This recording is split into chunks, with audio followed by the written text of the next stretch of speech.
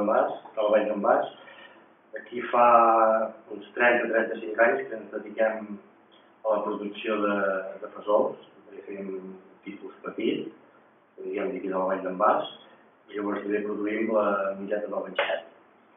Això em ve que soc la segona generació ja, també del meu pare, que feia d'una manera tradicional i de poca producció, i jo vaig començar a produir una mica més, ja que es dedicàvem al conreu de blat de moro, blat, i teníem bestiar.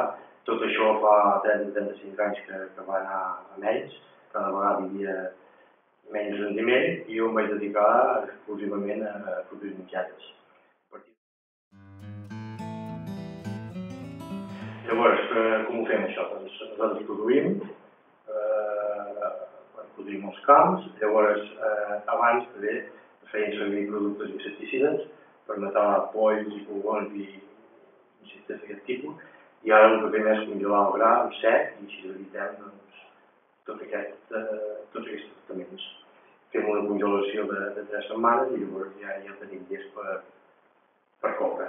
Llavors ho portem aquí a l'obrador, els triem i a partir d'aquí ja els fem d'una manera molt tradicional, com feien les àvies d'abans, amb una olla. Són olles més sofisticades, però al fin i al cap són olles, no?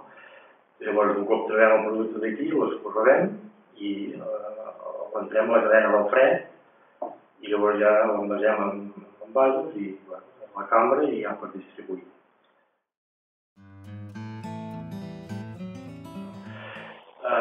Bé, llavors el que vàrem veure que amb la producció de mongeta seca hi havia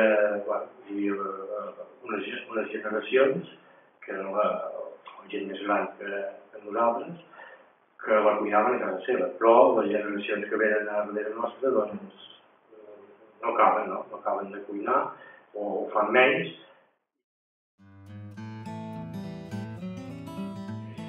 I llavors vam veure que una solució podia ser muntar un obrador, com vam muntar aquí, i fer cuinar i poder vendre ja el producte cuit per intentar fer el cicle tancat de la mongeta.